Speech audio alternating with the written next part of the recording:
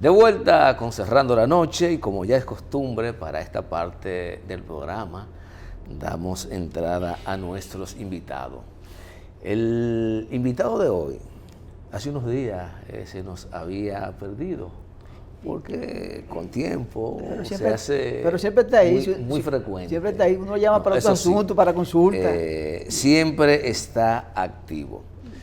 Y en este programa ha sido uno de los que más gotitas en los ojos nos ha echado a propósito del lamentable caso de el asesinato, aunque parece que no hubo asesinato, pero todos los indicios hablan de un asesinato de Junior Ramírez, que involucró a unos 8 imputados en este proceso, que luego de casi 5 años, porque Junior murió... ¿Y 17? 17 o 16. 17. En el 17, fue en el 17. Sí. Entonces, el próximo mes, si mi memoria no me falla, el día 11 de octubre, debe cumplir exactamente 5 años de fallecido Junior Ramírez. Finalmente, hay una primera sentencia que no tiene autoridad de la cosa irrevocablemente juzgada. Es importante decirlo. Y sobre cómo llegamos hacia allá, nos vamos a enterar con el doctor Bunel Ramírez, quien ha sido un actor fundamental en este proceso, ya que ha sido parte de la defensa de uno de lo que en principio se vio como los principales imputados, el señor Mercado, que de apodo El Grande le dicen El Grande. Buenas noches, doctor Bunel Ramírez. Bienvenido. Muy buenas noches. Bunel, bienvenido. Gracias por la invitación y como siempre en mi casa, me siento en casa. Hay que aclarar algo y decir para el conocimiento de la audiencia. Bunel Ramírez es un abogado de mucha calidad, una persona con mucho conocimiento y bien preparado. Son de esos abogados que usted encuentra sin mucha bulla, sin sonar mucho, pero resuelven. Cuando van a los tribunales, por lo regular, el 95% de las veces ganan. Así que es bueno tenerlo por aquí, don Bunel Ramírez. Gracias, a su orden. Bunel, la sociedad dominicana la semana pasada ha reaccionado ante una sentencia en la que solo se le ha retenido falta penal a 2 del conjunto de acusados o imputados que habían sido sometidos en el caso de Junior Ramírez. Y nos gustaría saber cómo es que se llega a esa sentencia. La sociedad entendía que era un caso que era pan comido, ¿verdad? Por la forma en cómo se presentó. Y se escribían las informaciones, parece que estaba todo completo. Que todo estaba a mano. Estaba tan a mano que mataron al muerto 2 veces. Porque lo primero que hicieron antes de presentar su muerte fue echarle un saco de alguna cosa para sepultarlo 2 veces. El resultado del proceso de esta primera instancia es público, no conocemos detalles porque se ha dado solo el dispositivo. El día 20 sabremos cuáles son las razones que llevan entonces a este colegiado a dictar la sentencia que han dictado. Ayúdanos, Bunel. Bien, es conocido en el país cómo inició ese proceso y cómo las autoridades hicieron 1, 2, tantas ruedas de prensa presentando a un equipo, a un grupo de personas que habrían sido, a su mejor decir, los que habrían ido a la universidad a raptar a Junior, que se lo llevaron en una camioneta, etc. Al final del camino, cuando todas esas imputaciones y esa teoría de caso, esa teoría de caso cambió del momento de la medida de coerción al momento de la acusación formal. Y entonces resulta que se presenta acusación, una misma acusación, segregando a su vez a Manuel Antonio Rivas y a Faustino Rosario, solo acusados por supuestos actos de corrupción, y entonces por el homicidio de Junior Ramírez, entonces acusaron a Argenis Contreras, a José Antonio Mercado Blanco, a Víctor Elisander Ravelo, a Jorge Luis Abreu Fabián, a Heidi Carolina Peña y a Lilian Suárez. ¿Y qué pasó con este empresario de apellido Zorrilla? ¿Fue excluido del proceso? Bueno, yo entiendo, la mejor respuesta que te puedo dar es que no tengo los elementos suficientes para avalar una respuesta. No, pero fue parte del grupo que sometieron. El Ministerio Público finalmente terminó excluyéndolo, no está perseguido. Sería ideal que Jenny Berenice Reynoso, que es la que más férreamente ha reaccionado al resultado de la sentencia, le explique a este país por qué ella, que es la directora de persecución del Ministerio Público, no tiene encartado en el proceso del caso de Junior Ramírez a ese empresario. Pero bueno, el tema es que la acusación, cuando analizas, te das cuenta que es simplemente un invento de la Procuraduría. Cuando tú dices que José Antonio Mercado Blanco estuvo en la UAS, que fue el que asesinó, que fue el que introdujo en la guagua a Junior, y entonces va y tiene un mapeo hecho a todos los teléfonos, y resulta que en su caso está totalmente claro que salió de su casa ese día, el 11 de octubre, rumbo a Santiago, que regresa, toda su ruta está en el expediente. El propio expediente entonces lo saca a él de todo lo que ocurrió. Después te encuentras que quieren plantar una huella supuestamente de él en los cristales de la guagua, y cuando vas al juicio, entonces resulta que quien levantó las huellas supuestamente en la camioneta no es un testigo. ¿Qué va a hacer el tribunal? ¿Va a acreditar una prueba que no tiene el sustento de quien la encontró? ¿Va a condenar a José Antonio Mercado Blanco cuando la prueba del Ministerio Público dicen que él estaba en Santiago? Viene la sentencia absolutoria. ¿La culpa la tiene el tribunal o la tiene el Ministerio Público, que tenía a este hombre almacenado en La Victoria? Todavía está en La Victoria, 5 años, con ese tipo, entonces son sus propias pruebas las que lo descargan. Vamos por parte. Se presentó en una de esas tantas ruedas de prensa una alegada confesión de parte de tu cliente. ¿Eso no se acreditó en el tribunal? ¿O eso no existió nunca? Bueno, primero el Código Procesal Penal y la Constitución sancionan la autoincriminación, es decir, nadie está obligado a autoincriminarse. La única forma de que tenga valor en un proceso penal la confesión de un imputado tiene que ser que él haya manifestado el deseo de declarar, y que habiendo manifestado el deseo de declarar esté con él su abogado y el Ministerio Público.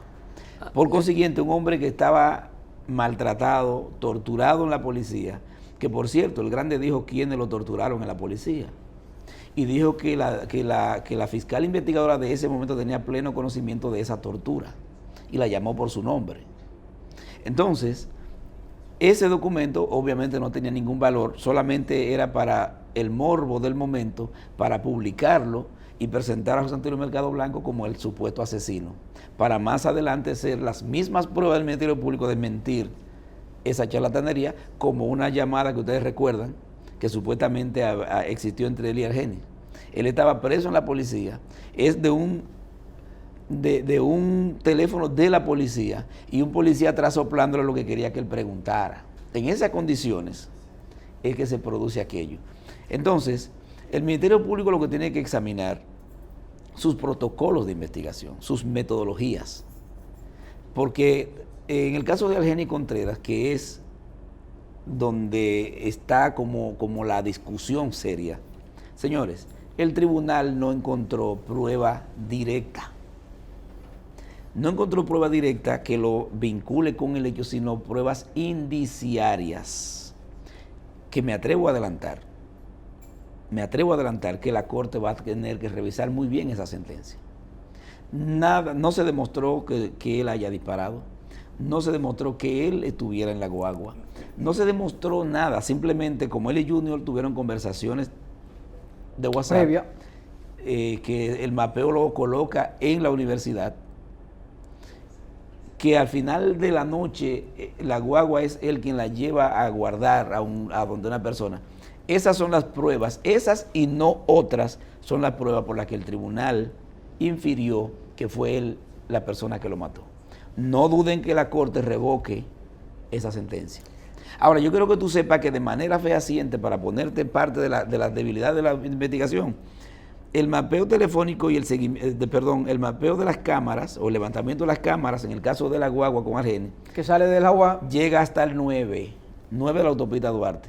Ahí no hay más cámaras porque dijeron los investigadores que desde el 9 de los Alcarrizos las cámaras 911 estaban dañadas. No se sabe, nadie puede decir. ¿Y la camioneta de quién era? Era de Algeni. ¿Y quién la conducía presuntamente esa fecha? ¿No se estableció que era él tampoco? tampoco? No se sabe, porque entonces Algeni dice que cuando regresó de Estados Unidos, cuando lo trajeron, fue 5 veces a la Procuraduría y dijo en la audiencia que él dijo a la Procuraduría quiénes mataron a Junior.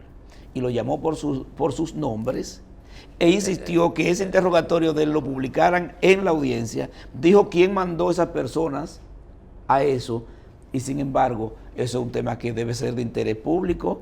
Que esa persona señalada por Algeni. Llévame al paso. Sí, yo no soy tan inteligente. Perfecto. ¿Cómo es la cosa?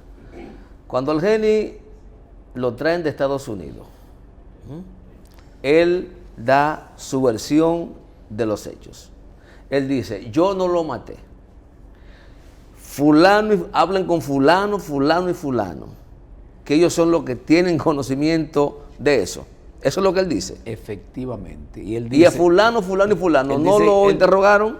Él dijo quién mandó a esas personas y quién le prestó la guagua supuestamente, a su decir, para entregarle a Junior un encargo. Que no sabe si la persona que los mandó le dio otras instrucciones. Que Algeni dice que fue a la UAS para asegurarse de la entrega, no para que lo mataran. Y como reitero, dijo los nombres y dijo quién los mandó. Por consiguiente, yo entiendo que ahí debió haberse hecho una investigación a partir de esa información. Pero hay algo que no logro entender, porque en ese hecho a la sociedad le vendieron de que las investigaciones que hizo la Policía Nacional arrojó con una serie de informaciones, de videos, de conversaciones telefónicas, de conversaciones vía WhatsApp. Había toda una instrumentación de hallazgos, de prueba, que al parecer el caso prácticamente estaba ahí. Mira, ¿qué pasó? Yo te quiero decir algo. La investigación, para mejor describirla, es una chapucería solemne. No puede haber una investigación peor hecha que esa. Hubo... Simplemente. Porque aquí se estaba juzgando dos cosas. Un asesinato por un lado y presuntos hechos de corrupción por otro lado. Los imputados de corrupción resultaron absueltos, en principio, según lo que uno ha podido... Uno absuelto y el otro condenado a 1 año. Pero no por corrupción. Sí, por corrupción. Por corrupción. Por supuesta corrupción. Por supuesta corrupción. Con lo demás no se pudo establecer que hayan cometido hechos de corrupción. Absolutamente nada. Y aunque no es tu caso, el Ministerio Público ofreció pruebas fehacientes de que había corrupción o no en la ONCE. Mira, claro, conozco el expediente completo. Sí, yo sé que no es tu caso. Totalmente completo. Fíjate, en el tema de la corrupción acusaban a Manuel Rivas y a Faustino, entre otras tipificaciones de malversación de fondos. Pero resulta que la auditoría que se hizo no era una auditoría financiera. ¿Y qué se presentó? Y los técnicos de la Cámara de Cuentas se pasaron varias audiencias hablando, vamos a decirlo, porquerías, de supuestos hallazgos de violaciones de procedimientos de compras. Eso es administrativo. Eso no tiene ninguna sanción, por eso incluso el tribunal le dice a Manuel Rivas, usted fue mano floja, usted fue permisivo, etcétera, pero no cometió dolo. Esa palabra la dijo el tribunal porque no se demostró ni se demuestra con la auditoría que de la onza se haya perdido un solo peso. Entonces, ¿qué desfalco puede haber si las pruebas no demuestran que hubo desfalco? Yo entiendo que la Fiscalía, para apelar, si va a apelar esa sentencia, va a tener que emplearse a fondo porque no podrá hacerlo con éxito con las pruebas que tiene. Tú no puedes pretender que el tribunal ponga donde no dice la acusación, porque tiene que haber una correlación entre la acusación y la sentencia. Pero si la auditoría no fue financiera, ¿cómo no fue financiera. ¿Cómo no descubrir que hubo irregularidad en el manejo de los recursos? Entonces estaban peleando también, decían ellos, con insistencia, buscando convencer al tribunal de que la ONSA hizo un uso abusivo de la resolución 1508, que es la que permite que compra de combustible, compra de reparaciones de vehículos, compra de pasajes, se haga sin licitaciones, lo que llama la compra directa. Entonces quisieron un uso abusivo. Pero resulta que todos esos usos estuvieron avalados en el 100% por la unidad interna de la Contraloría General de la República. Pero una pregunta, porque aquí es donde la cosa se enreda para mí. Si no había corrupción, la auditoría no iba en ese sentido. A la auditoría no iba. Porque entonces, si no se establece corrupción, parecería carecer de objeto la muerte de Junior, que supuestamente estaba chantajeando. Pero también se demostró en el juicio que Manuel Rivas nunca mandó a sobornar a Junior. En el juicio salió a relucir que Manuel Rivas le habría dicho al empresario: si tú quieres pagar, pagas tú, porque yo estoy entregando la información. Y se mostraron imágenes de ¿A cuál empresario? ¿El que excluyeron? Exacto. No, imágenes, oye, se presentaron imágenes, videos de Junior buscando en la ONSA cajas de informaciones. Si la ONSA no le negó a Junior la información. ¿Con qué autoridad? Eso salió. Porque él a través de acceso a la información solicitó. Y se le dio la información. Y se presentaron muchos actos de alguacil intimándole para que vaya a retirar el resto de la información. Y los alguaciles que hicieron las notificaciones fueron como testigos. Es decir, la verdad es que lo que se demostró en el tribunal es que Manuel Rivas no mandó a sobornar y que Manuel Rivas entregó la información que Junior requería, y que las reuniones que se dieron entre Junior y el empresario nada tuvo que ver con Manuel Rivas. Sin embargo, a partir de unas declaraciones que dio Argenis, quien aparentemente se involucró en el tema de esas conversaciones habría sido el financiero, no Manuel Rivas. Pero al final de la jornada parecería ser que entonces, si tú has dicho, o no tú, si el Ministerio Público no ha presentado pruebas fehacientes que vinculen a Argenis con el crimen, es lo que ha dicho. Son pruebas. De manera directa no hay prueba. No hay una prueba. No hay prueba directa. ¿Arma homicida? Tampoco. No hay arma homicida. Porque en un allanamiento en la casa de Argenis encontraron armas, más de una, todas legales, y ninguna, al haberse hecho prueba, ninguna fue con la que se disparó. Con la que disparó. Ni hubo comparación balística ni nada por el estilo. Entonces, esa es la investigación con la que darían 30 años. Cuando tú vienes a ver, Giovanni, Bunel de la audiencia, Junior Ramírez se suicidó. Mira, ¿verdad? Yo dije, y él se puso las cadenas, él se fue solito de la universidad, fue y se metió en ese lugar, se puso un blog. ¿Qué otra cosa? Se dio golpe y cadena y candado. Y se dio golpe el mismo. Entonces, ¿qué resulta? Ahí vuelvo a lo que se ha dicho tantas veces. ¿Por qué hay que tener tanta prisa en un caso donde nadie vio? Esos casos donde nadie vio quién cometió el hecho, la Fiscalía debe tener la paciencia suficiente para investigar en el tiempo. y no venir y cerrarte el caso con una rueda de prensa, meterte un grupo de infelices ahí y decir que cerró el caso. Yo entiendo que si la familia de Junior tiene que buscar a alguien y someter a alguien es a esos fiscales irresponsables y al jefe de la policía del momento. Y oye esto. Ahora, recuérdense que esa es parte de la investigación de Jean ¿Cómo Alain. que no hay prueba sobre corrupción? Entonces, el móvil del asesinato es la corrupción que había en la ONCE. Entonces le correspondía a la investigación establecer ese nexo entre un hecho y otro. El hecho... Entonces no se probó porque ni siquiera la auditoría era para eso, señores. Entonces, ¿por qué condenan al financiero? Porque él tenía empresas vinculadas, empresas familiares vinculadas que contrataban con la ONSA. Se violó el artículo 175 del Código Penal, que establece que un funcionario no debe mezclarse con actividades incompatibles con el cargo. Y por eso le ponen 1 año. Tampoco se demostró que su patrimonio se haya incrementado. Tampoco. Por lo de la ONSA, porque él demostró su historial de patrimonial. Entonces su incremento patrimonial, a juicio del tribunal, no constituía lavado, porque él pudo demostrar toda la historia de lo que tiene.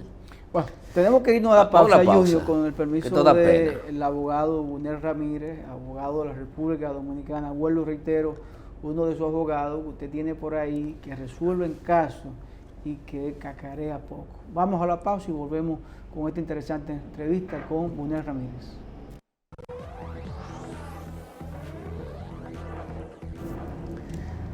De vuelta con Cerrando la Noche, esta interesante conversación que está arrojando luz sobre el resultado de la investigación y teoría del caso que el Ministerio Público de la República Dominicana ha tenido con respecto al caso Junior Ramírez y la Oficina de Transporte Metropolitano, ONSA, de autobuses, ONSA, en el que a partir de lo que nos plantea el doctor Bunel Ramírez, la Fiscalía del Distrito Nacional, que fue la que finalmente terminó presentando acusación, parece ser que no hizo su diligencia en términos de investigación, de llevar un expediente con todas las pruebas necesarias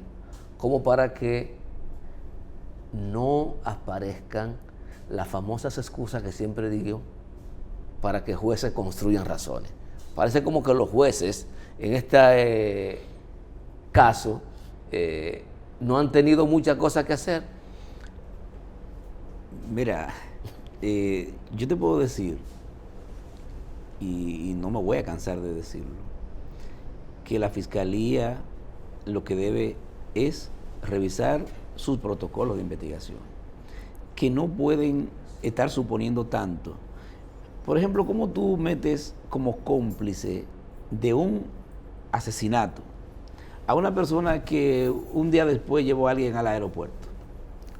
¿Cómo así? ¿Dónde está tipificado que un ¿Cómo así? taxista, el taxista que llevó al Gene Contreras al aeropuerto, estaba en el proceso y estuvo preso? Espérate. ¿Cómo está el taxista en el proceso? ¿Lo conocía anteriormente?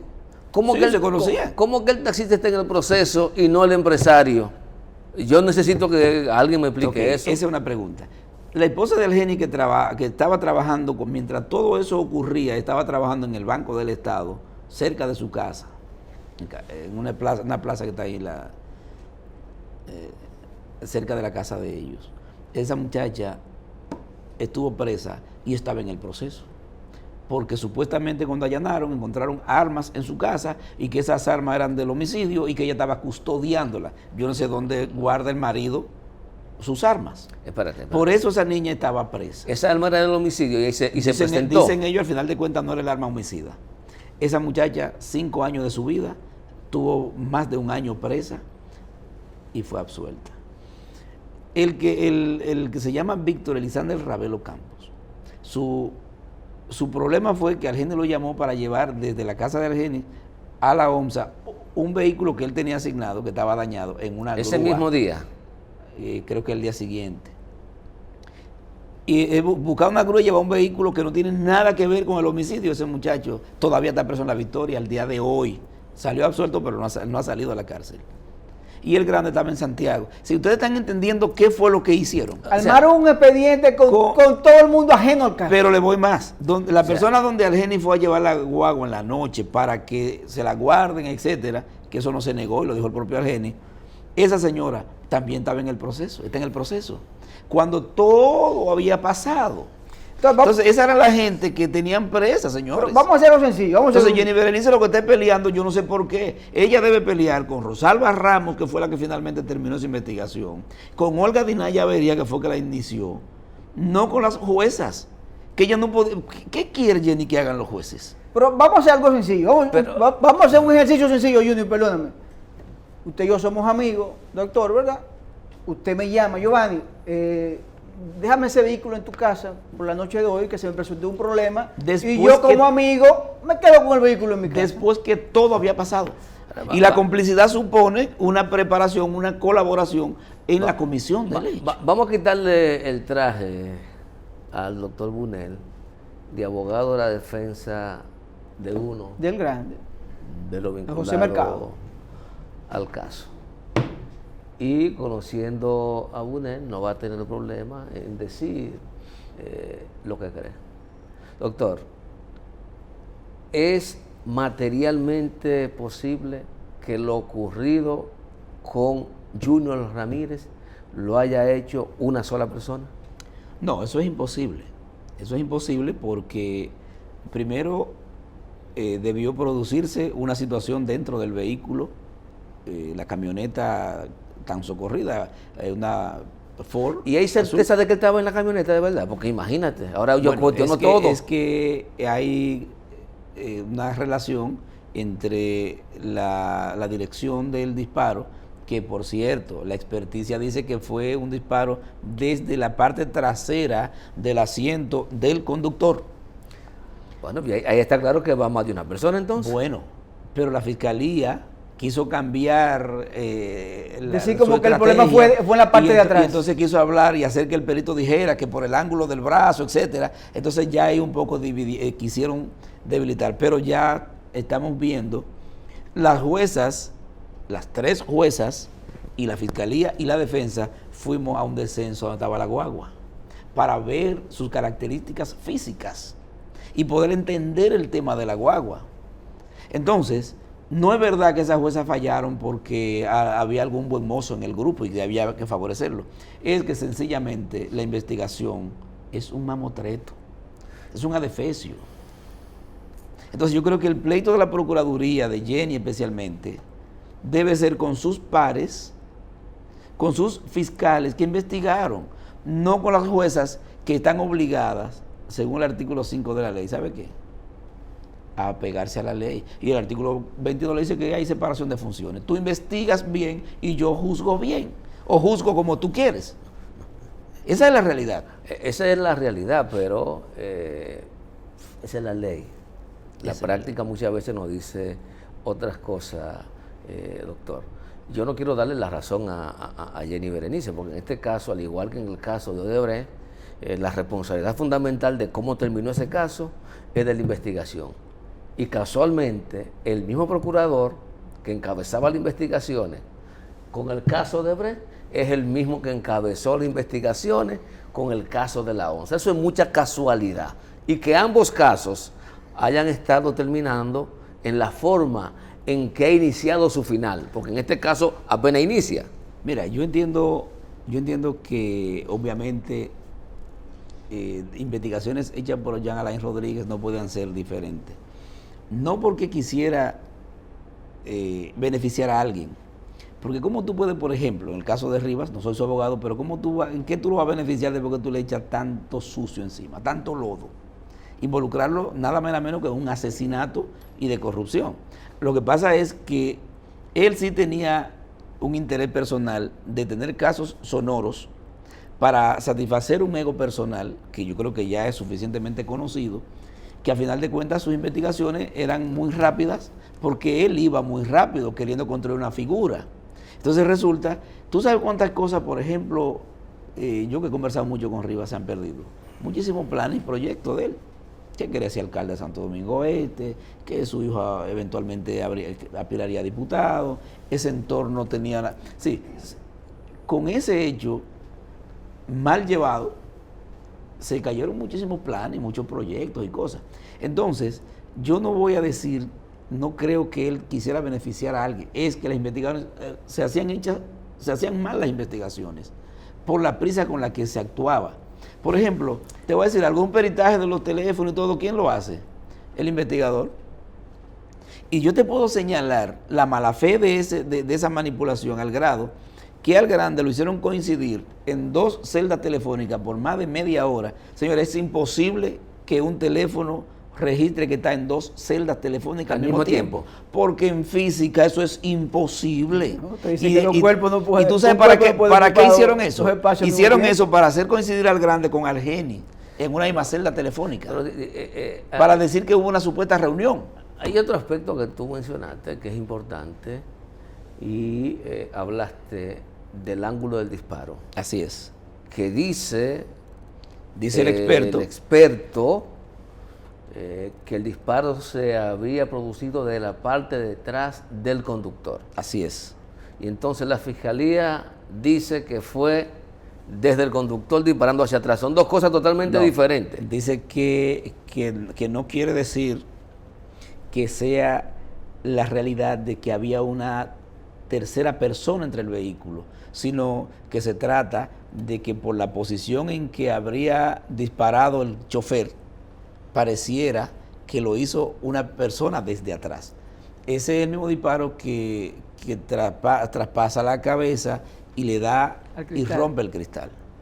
Entonces, todas esas dudas y todas esas cosas inconclusas son las que conforman ese expediente que la Fiscalía debería revisarse y no estar peleando y buscando la fiebre en la sábana.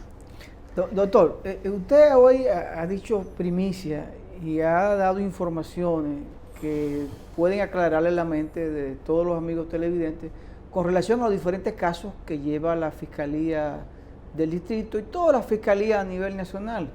Vemos cómo casos importantes, como usted bien señala, se aceleran y lo magnifican y lo cierran. Y aquí vemos casos de personas humildes, de abajo, que duran toda la vida presos. Entonces, al final, lo que quiero llevar el mensaje es el siguiente. Todavía aquí la sociedad dominicana no ha logrado creer en la justicia ni la policía. Y por lo que vemos, será imposible porque a diario dan pasos hacia atrás para darle la razón a la sociedad dominicana. Mira, aquí hay algo que es muy importante. Fíjate que la policía puede hacer rueda de prensa. La fiscalía puede hacer rueda de prensa, pero los jueces no. Entonces, la sociedad está condicionada a escuchar versiones de la fiscalía, obviamente interesadas, y nunca escucha la versión de los jueces porque nos han enseñado que los jueces hablan por sentencia. Entonces, tenemos un tema de mediatización de los casos, que por cierto, en muchos momentos se viola la ley, porque dice la Constitución y el Código Procesal Penal que la fase de investigación es secreta para los terceros, que solamente pueden ser conocidas por las partes del proceso y condicionan con eso.